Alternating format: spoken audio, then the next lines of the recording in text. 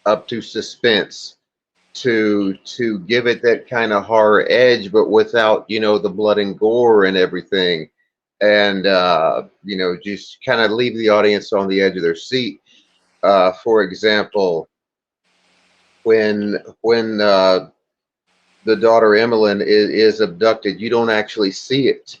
He's on his phone and he looks up and she's gone, and there's that suspense of what happened, and then some of the shots, the shot where me and my wife Laura, who plays Kara, who is the lead villain. They walk in the shed and they're looking in the cage, and they wanted to show the girl, and I said, no, let's not show her. Let's put her behind the cage, and leave that up to suspense. And that was kind of wrestling induced there. We were shooting with how to shoot that, and I remembered the shot from WrestleMania 6 of like Hogan and the Warrior looking into the camera instead of at the press conference. Instead of looking at each other's eyes, they were delivering their lines to the camera, and I thought, that would be really cool to do, in our film. So we did that in a few scenes where we were delivering the lines, or um, shooting first person instead of second or third. So yeah, I did some of that, and it really worked out really good.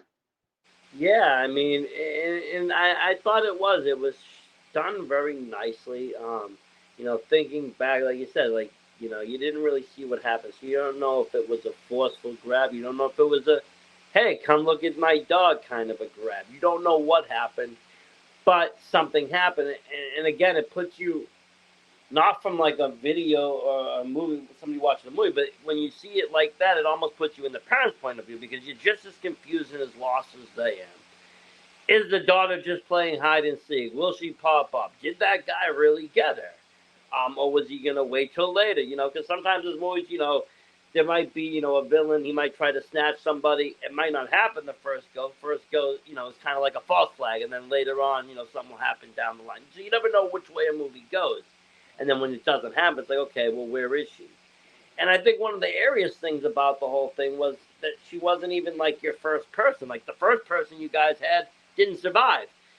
And it put you in this predicament of like, oh shit, they need, a real body here. We don't got it. We got to get somebody else.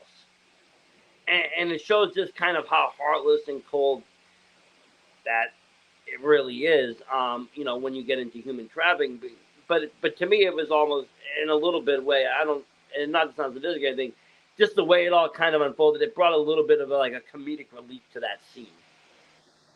Right. It's funny you should bring that up. I just remember, but that shot where I opened the trunk and I'm looking down into in the trunk at the victim, the actress actually didn't show up that day, and it's another instance of where I had to think on my feet and figure out what we were going to do. So I thought back to that first person perspective, and we put the camera in the trunk looking up at us, and I opened the trunk and my wife was there with me. We delivered our lines, and I think my last line was, "I'll take care of it," and I slammed the lid, and it looked great. Everybody loved it. I remember Michael Huff, actually the assistant director, after we got done, he was reviewing the footage, and he told Miss Linda, "Hey, come here, you got to see this." And that was really cool, because I came up with that shot. Yeah, I mean that's great work, honestly. And like I said, I mean, you would never know. I would never know there was nobody in the trunk. I would have thought, somebody was holding the camera, looking up at y'all. So, it goes to show what you can do in a film, and I love that kind of stuff. I love to like know, it's not so much like like some people they hate to know the magic trick, how the magic's done. I don't look at cinema is the same as magic, but I like to know it because I like to see how did people in that instance what has happened. Someone don't show. Other people might just shoot we don't have now we have to spend an extra day of shooting. Now we're over budget. Like many things, people that they come up with different ideas. Not everybody's creative, so I always like to see what creative ways did you do that. If you watch earlier videos, made by George Lucas and stuff, he'll tell you, on some of the videos how he saved money, the things he did for cheap on budget, what worked, what didn't work. I love all that kind of stuff because, when we see it, we see a finished product that looks, almost near perfect, but there's so much stuff that goes into holding that like up barely to make it look that way. And once the scene's over, you just let go, and everyone's like, everything just drops down. It's like, okay, we made it, got the scene. Okay, next. But Right sometimes on. that's how it rolls. Right on. Again, coming from wrestling where you have a live audience, and if something goes wrong, you can't just yell cut and reshoot. I think that kind of prepped me to be able to think on my feet and just keep rolling with whatever I can think of. That yeah, I mean, I could see that. A lot of the wrestling world, you do that. You improvise. Somebody doesn't show up for the day. You don't have a match. Another opponent has to come in or whatever happens. Things come in and it's just like bam, bam, bam, bam, bam, and there is no time. There is no cut. There's no stop. Everything is just go, go, go. So I mean, going to a world where you actually can cut. Sometimes you don't even use it. Your mind auto shifts into just okay, next mode, boom, boom, boom. We don't even need to That's keep right. going. That's Um, right. Totally. and that saves time, that saves money because I guess what people don't get is every day of filming is a cost. It's an expense. It's like running a wrestling show without any fans yet. You're running the show, but you don't have the income from the fans yet. So you're everything's out of pocket expense until you get that finished product to be viewed. And when things go over budget or things, just normal things can happen. Weather, this, that you can't get scenes in. When that stuff happens, it brings the budget up. So if you can save budget by cutting costs by saving time off other things, it's like why not? That's right. That's right. You learn to think on your feet. Particularly again coming from wrestling where you don't have that advantage to just yell cut and keep going. It's such a tremendous advantage going to film from wrestling rather than, or going from wrestling to film rather than film to wrestling. It's such an advantage when you can yell cut and do it over rather than, just think on your feet and try to come up with some kind of way to get to the finish if something goes wrong. But yeah, and again, I don't know how, I don't know what the script was. I don't know if anything got improvised or anything got on the spot. I've seen, and heard different things, where people, some movies, a script, down to the T, down to the scratch on the head. And others, there's a lot of leeway. They know the actors. They know how the actors do best, and they just say, okay, well, this is where your part to shine is. You throw what you got to do. You throw your jazz in there. And you said you had a lot of creative now processing at least your scenes. Yes, actually, in the last passage, there was, of course, Wild Thing Steve Ray of the Herb Yep. Abrams UWF was playing the devil alongside me as God in that.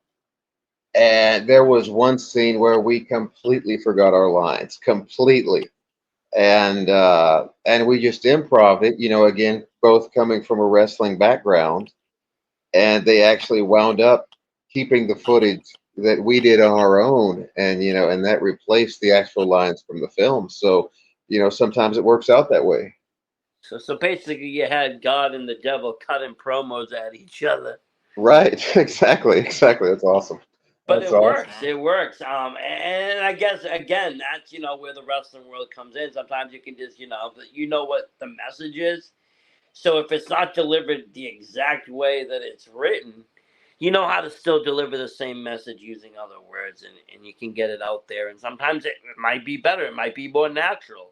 And in that case, it was maybe more natural. The director was like, this looks better. Let's just run with it. And that's another cool thing that you got to work alongside the Wild Things, Stevie Ray in that film. Working with another wrestler, that must have been something. We talked about how cool that was, and he's another cool guy. He does a lot of cool stuff. A little bit, he's a little bit quiet, but he comes out every once in a while, says hi, talks a little bit. Hoping to see him in more film. I really am. I think he'd be good for that. But yeah, that's another great movie. And totally different than the Emmalyn Rose story. Totally different. Totally different. Vibe to it. And again, talking about a different shift of character, you play almost the ultimate baby face. You're playing God. Right, right. And Steve, he knocked the ball out of the park as Lucifer, and that was just really cool to be able to work alongside him. That that's arguably the biggest thing I've ever done in professional wrestling is working alongside him after the UWF got some exposure on Dark Side of the Ring and everything that was going on there, and we just had such a tremendous chemistry. It was unbelievable.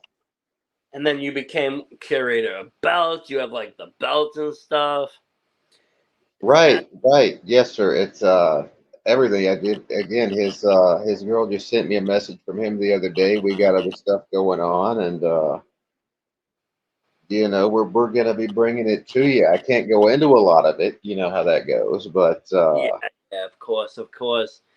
Let me ask you this though: with the way Emmalyn Rose did end, is there any plans of kind of continuing that story? Because we didn't really know what happened with that. a sequel is in the works, as I understand.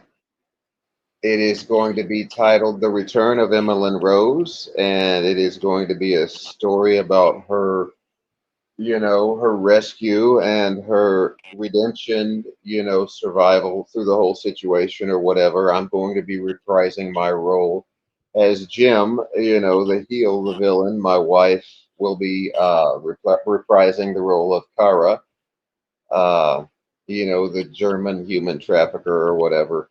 And I think it picks up in Russia. I think that's I mean without going into too much because I'm going to get in trouble if I unveil the Yeah, script. But no, but I think yeah. So, and I mean, and that's the thing. There was no, which made it scary. I mean, obviously it's a terrifying situation, right? Because you have people out there that kidnap children, and then a couple of days later they find dead bodies, and you've seen it. You've seen on like Law and Order episodes, different things in cinema. Mostly, though, there was a rule. Usually, I thought that usually for most of the parts of cinema, there wasn't a lot of stuff involving children because it was just too much of an outrage, right? A lot of kids just always survived. I remember watching like Pet Cemetery when Gage got killed, and being like, "Oh my God, they actually killed one." Because that just wasn't the normality. It wasn't, and it still isn't. You have movies like Terrifier 3 that was like trying to get up, a major producer to produce it, and it's like they had a kill scene with a child, and nobody wants to still touch that. right, But this wasn't really about that. It wasn't somebody trying to kill a child. It was more about, something even kind of scary. It's like this child is getting sold, and sold exactly for what and where and to whom and to what. And it's a very scary situation in the world. And it probably does, and a lot of the time does lead overseas. You hear about it even like in Mexico. People go missing all the time. right, Um, And it's not just children, it's grown adults, grown females, grown men, grown people just get up and, they're getting drugged, beaten, sold, whatever it is. But that's the thing that, there's a continuation of that. She wasn't, being executed, she wasn't being killed. She was definitely alive.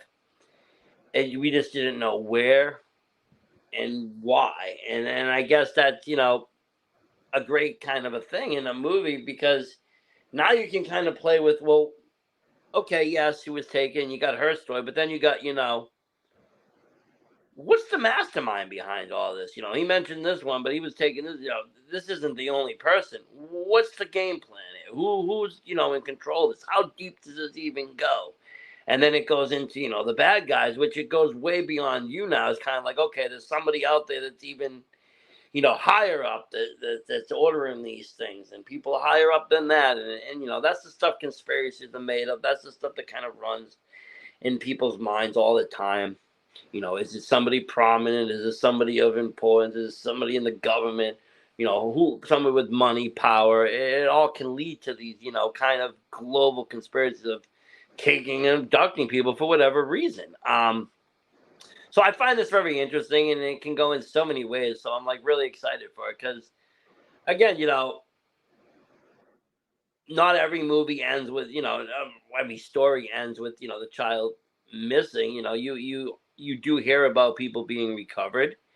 Sometimes even like 20, 30 years later, you're about, I think a while back, there was a bunch of people that were, women that were released that were taken as children. That's right. So, I mean, it happens. So it'll be cool to kind of see, and I want to kind of see what the wife had, going on there, because she definitely at the end had something going on. She looked pretty, like I said, on a mission for something. I don't know what she was up to though.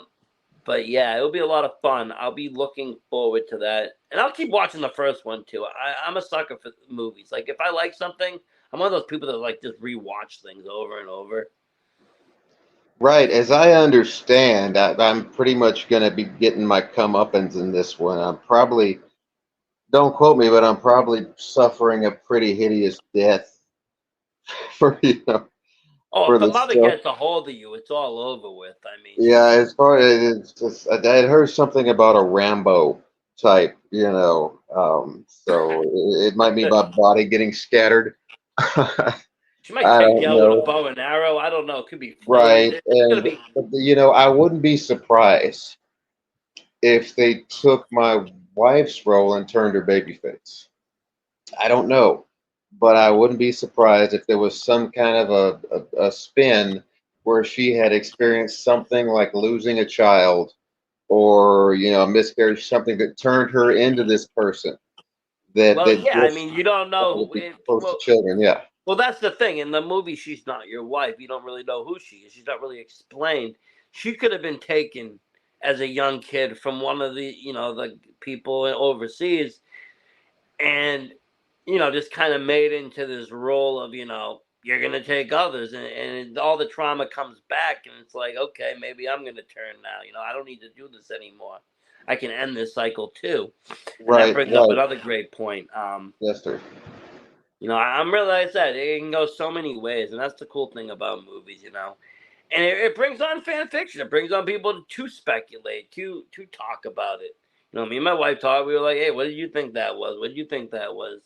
I've asked her questions. I've asked other people that watched it because shown it to a bunch of my friends that like movies and like wrestling. I'm like, you gotta check out this cool movie. It got this wrestling dude in it.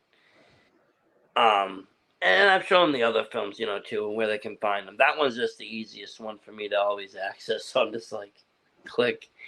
Um, Besides, hearing about that, do you have any other are there any other ideas or upcoming movies that you're looking into? That is the main one. I have certain other podcasts looking at me, but so probably going to do some more interviews. Keep the ball rolling that way. Of course, I got the UWF stuff going on with Wild Thing Steve Ray. We're going to see where that goes, and we're going to go ahead and start pushing the return of Emmalyn Rose, and I'm probably going to get knocked off, but still, I'm in it.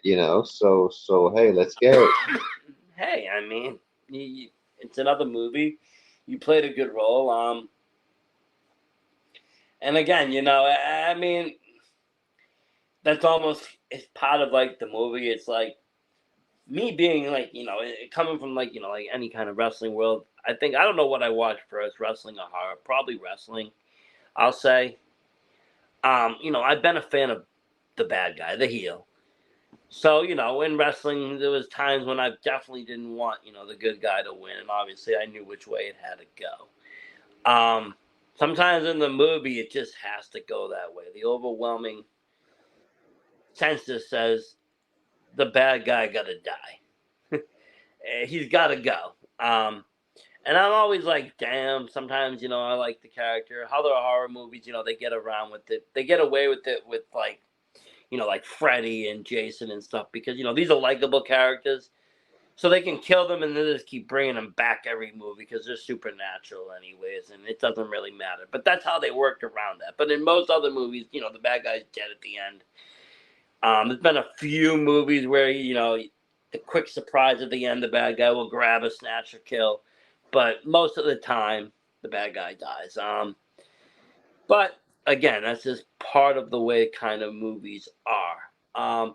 And again, in this kind of sense, they're trying to send a message also that there are people out there that aren't going to stand for this.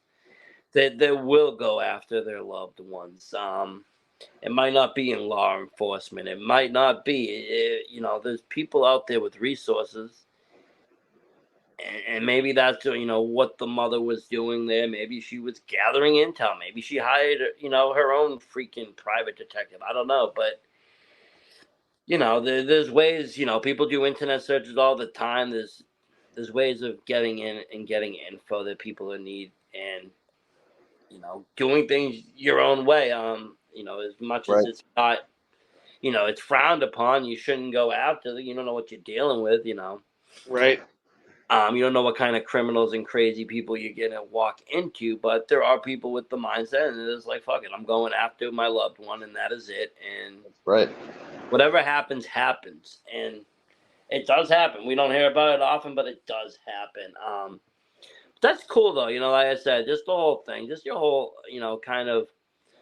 And I was talking to someone about it earlier because I was telling them you were coming on the show, just how you were into wrestling, you're doing the manager work on the movie, doing that, and like everything kind of collided with at the last passage, and it's kind of just been like a flow back and forth for you. It's Yes, sir. awesome. Absolutely. I'm going to ride this tidal wave as long as it'll keep going. I just wanted a last run, but everything just kind of snowballed. And now I got the sun staring at me in the face. So let's go. Right. Do you ever think about like doing any like of the indie shows or just doing any of that stuff anymore, or no, not really? I do. It's just with my limited time with real life, and and again, Tennessee is not the hotbed for wrestling that it once was, where I am. At one time there were shows going on in Nashville, uh, 30, 40 minutes up the road from me, every single weekend. But it's not necessarily like that after the Jarretts left town. It's been a little bit of a ghost town. But I mean, if I And didn't that's the have thing. I mean, you really want to travel a couple states over to wrestle. It's like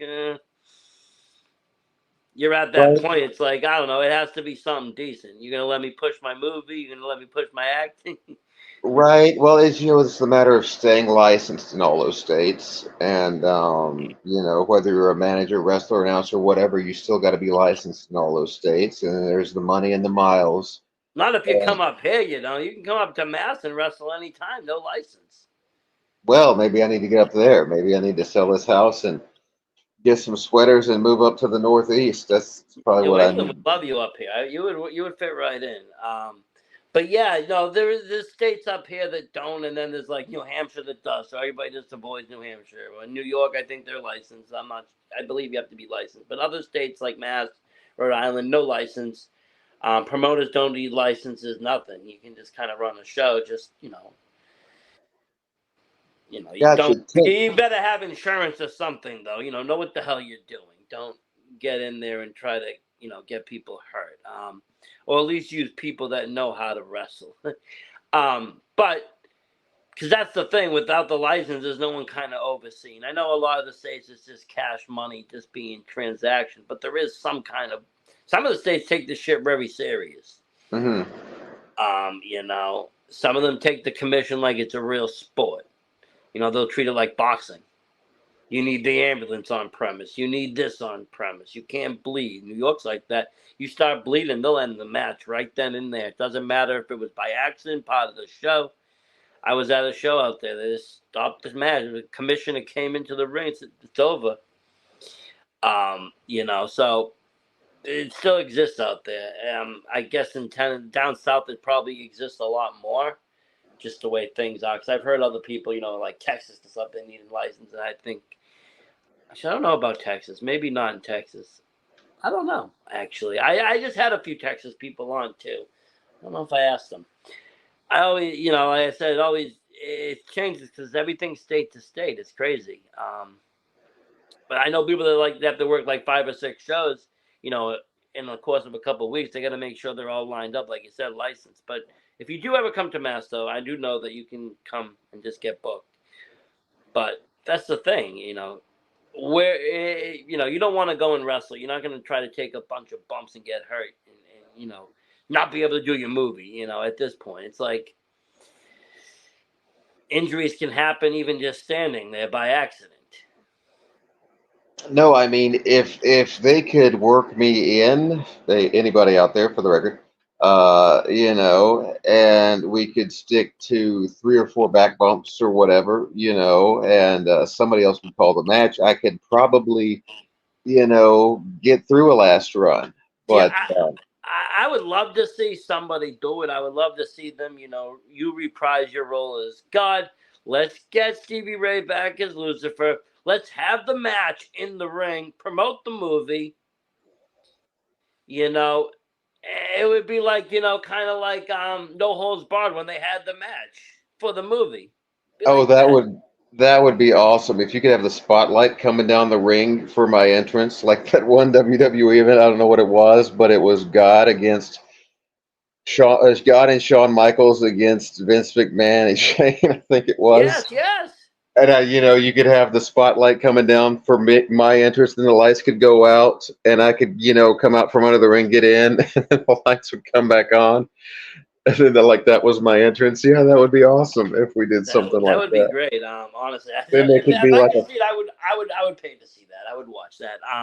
then a fireball and Stevie Ray appears, and that would be awesome. That's the cool thing, though. When you got wrestlers, wrestlers can wrestle. And I'm guessing that makes fight scenes easier too. The fact you can take the back bumps, you can take these things.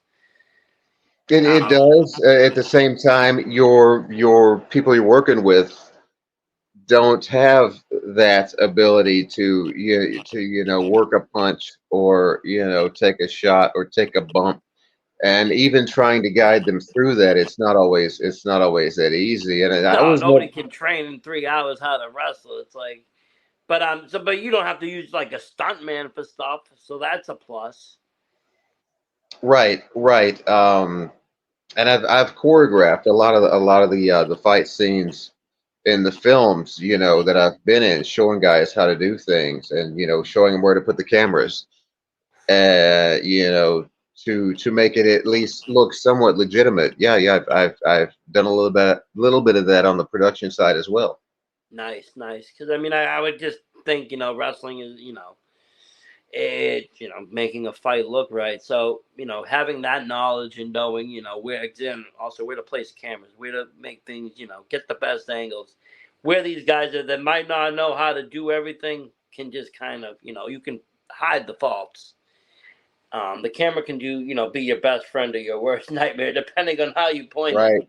Yeah, Um, right. You're absolutely and right. sometimes you'll watch TV and you'll be like, why the hell was the camera even facing there? It's like you'll see like something botched or something. It's just like, why? They could have easily just changed the angle and that would have not been shown. It's just like, Right. It could be a number of things. The camera could have went out and they had to suddenly switch to another camera, or something. I'm pretty sure it's Kerwin Silfies, or it used to be Kerwin Silfies on the headset or whatever, telling everybody which camera to come on, what's coming up, this and yeah. that. But I don't know if that situation always works. If this camera goes out, every once in a while you can pick up something that doesn't work right. I was watching WrestleMania 6 the other day, and like right as Hogan's handing the belt to the Warrior, the cameraman looks down, and you see him just walking. You see his feet walking down the apron. So I'm not sure what happened there, but every once in a while, Oh yeah, and I'm something gets sure in the olden miscommunicated. days too, where you had just these big ass hand cams. Like he probably when his arm was tied, he probably just held it down. Um, Right. I miss the old robotic cam that they used to have at the television tapings back in the day. That was so impressive. Now yeah, they just have the same, lifting camera. It doesn't have the guy actually operating it. He's down here on the ground. But back in the day, they had a big robotic camera that there was a guy actually up on it, and he was moving and this and that. That was really cool. it was. It really was. And wrestling's done a lot. I think people don't look at it, but being in entertainment, it is been a forefront in like video. I mean, they have even WWE. They have one of the best YouTube channels. It's for a reason. They know how to do video. They know how to grab attention. Now they have added in the and I've heard mixed reviews, but they have the ref cam. You can see the point of view from the ref. I kind of like that, depending on how they use it. I think they need to perfect it a little better, but it's kind of cool to see from the ref's angle. Hey, these guys are fighting. You're right in the ring. It's this close now. There's always something that's going to be kind of new and innovating, and you can take that again and bring it into, the world of film. All the ways to film now compared to the ways that were filmed, 20, 30 years ago have changed. People are filming movies, some of, getting shots from drones now and different things, different angles. Before they would have to, have big trucks moving along and holding video cams. Now they got, birds flying with them. It's totally different how things change. Right. I had gotten inspired by some sort of an old WWE intro. I can't remember for the life of me what it was, but the wrestlers were giving their finishing moves to the camera. I think Typhoon was in there, Randy Savage was in there. I said, hey, that would be cool to do that in an actual match. Do something where you could get that kind of a shot. Like you're talking about the referee's perspective, some way to get it from the wrestler's perspective. That would be really cool too. Yeah, I mean, down the line, I think that would come. Seeing, especially like if someone's in the corner or something, and the dude's about to like earthquake you, run into you, or rikishi you, like, wow, that would be great footage. Seeing that first person view, it'd be like, well, Right. I mean, Right. my whole thing is I can't wait to see it because I'm big into it. Is when they can get like the VR set up right, so you can feel like you're at a wrestling show. So you can put on like the Oculus, and you'll be immersed at a wrestling show. What's in front of you is live. It'll feel like you're sitting in whatever seat you're in, and you'll watch wrestling in 3D. I'm waiting for that day. I've looked into it myself. Using like a GoPro 360, it's kind of possible, but it's not really there yet. I want to see. I want that combined with what they did in 2020 would be like perfect for like virtual wrestling. Like, Right. Well, the thing about being ringside, as I recall, if you're not in the first 3 or 4 rows, you really can't see anything because nobody ever sits down. That's the one thing I remember well, about being that is ringside. true. I was at Survivor Series '93, and I was fourth row. Could see, but like I was still standing up. Behind me, everybody was standing. And we got 4 seats once at AEW show, and it was like my friend was like, "Oh, we got 4 seats." I'm like, "Okay, what? A row." And we were like, if there was A through Z, we were like, "Why?" Oh, you couldn't see nothing. I You couldn't couldn't see see that. He was nothing. like, "I didn't know." I was like, I look up and I see like the first loge is empty. I'm like, we sure just went up there because you get the vantage point. Right. I was at But WrestleMania 24 in Orlando at, I think it was the Citrus Bowl. And even then, I mean, it was okay seats because it was, inclined, but you still couldn't see nothing. We were behind a big pole. So oh we watched yeah, we watched everything from the Tron or the screen or whatever that was to our left by the entrance. So yeah. but yeah, I mean, and that's what it is. But in this case, it would just be kind of like front row. So you would have somewhere in front row would be a camera that even if it replaced the seat that was never shown, even if it had a robot in it, it don't matter. There would just be an acting point to videotape the whole thing in 3D. So anybody that could watch or buy or whatever they want to do with it could sit in that seat and watch the pay-per-view, or watch the show later on. It would just be really cool, especially on the indie scene. I think too, it would be something fun to kind of play with, at least see how it could go. Because Right. That's a you great don't have to idea. spend $5,000 for a front row indie seat, but you can spend $20 and just throw the camera on you and say, hey, let's see how this plays out. But yeah, just playing around with things, I was thinking about, because I'm big into cinema movies, and I've been doing a lot with VR, and seeing that kind of work. And I've seen there was talking something, maybe boxing going VR and some other things. I'm like, well, it'd be cool to get pro wrestling in there.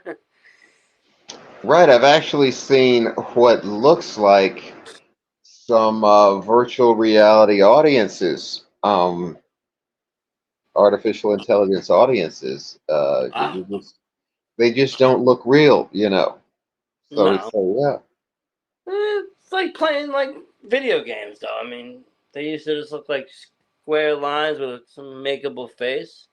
Hey, they've never done a video game, a wrestling game, where you can beat up the fans, and I so want to do that. You can, you know, or even a cameraman. I don't think you could attack the cameraman on pro wrestling on the NES, but At least you could do the ref, though. At least you could beat up the ref. You could right. I knock the want to ref go out. further with it. I want to be able to like attack anybody in the arena.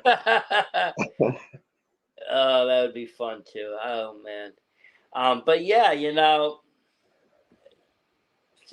you got me thinking. There isn't anything out there like that where you could just Right. like that would just be fully free. Like walk right up to the ring announcer, throw him through the table. Anything. Right, right. The fans, you know, but of course it what would happen is you'd attack a fan and then they would all maul you like those chickens on that one Zelda game. I can't remember what the hell it was for the Yeah, life of me. yeah.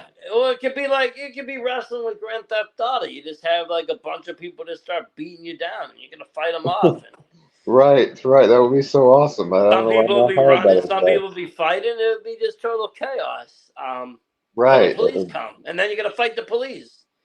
right, Then right, all of a sudden, you're like some '80s wrestler after a bad Friday night fighting off. What was it, Rey Mysterio? One of them took some peyote or something, went right. crazy.